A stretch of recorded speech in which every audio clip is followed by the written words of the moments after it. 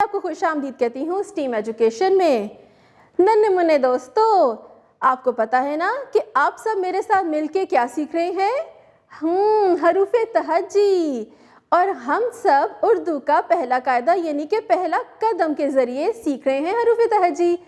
तो आज भी हम शुरू करेंगे एक नया हरफ, लेकिन उससे पहले मैं आपको सुनाऊंगी एक दिलचस्प कहानी।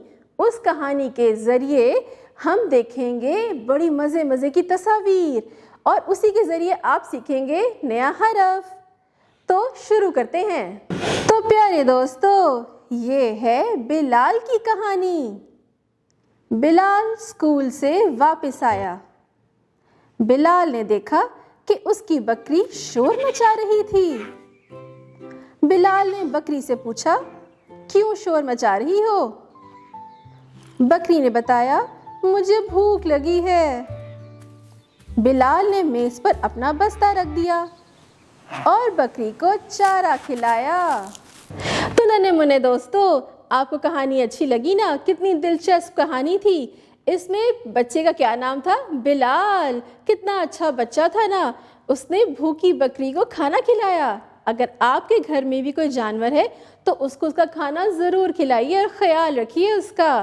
तो नन्हे मुन्ने दोस्तों, इसमें हमने जो अल्फाज सीखे, बिलाल, बकरी और बस्ता, आपने गौर किया कि ये सब मिलते जुलते अल्फाज हैं। वो कैसे?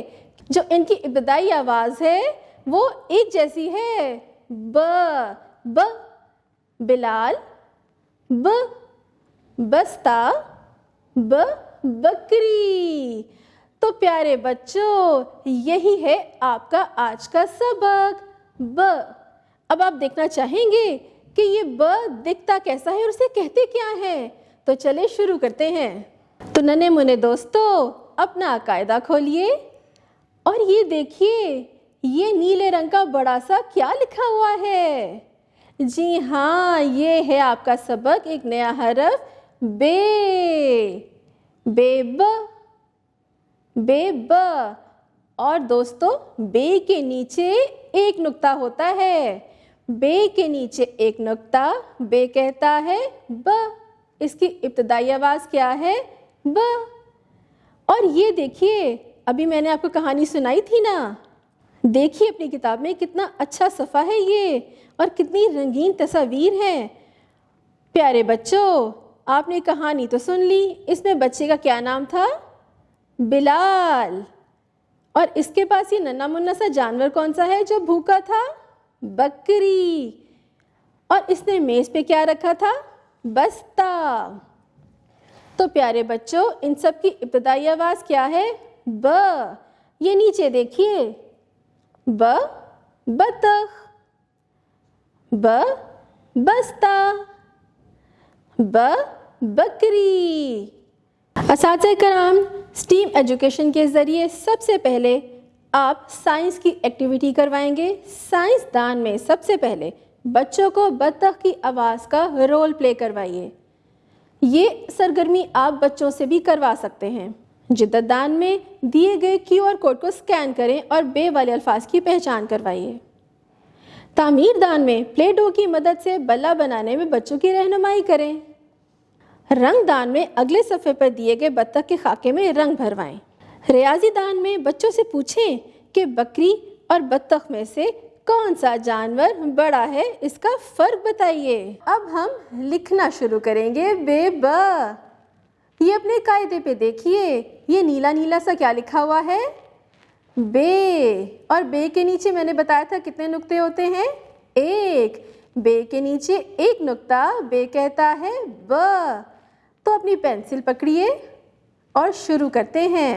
छोटी सी एक तिरछी लाइन लगाएं, नीचे सीधी लाइन लगा के थोड़ा सा ऊपर ले जाएं और नीचे एक नुक्ता लगा दें। तो क्या बना? बेब, बेब। इसी तरह ही आपने ये सारे बेबा को मुकम्मल करना है। और नीचे आप ये नुक्ते देख रहे हैं ना, इस पे आपने खुद पेंसिल से लिखना है, क्योंकि अब आपको लिखना आ गया है ना। तो प्यारे बच्चों, आज आपने मेरे साथ मिलके कौन सा नया हरफ सीखा? बेबा। ہم نے مزے مزے کی کہانی بھی پڑھی اور اس میں بے سے شروع ہونے والے نئے نئے الفاظ بھی سیکھے۔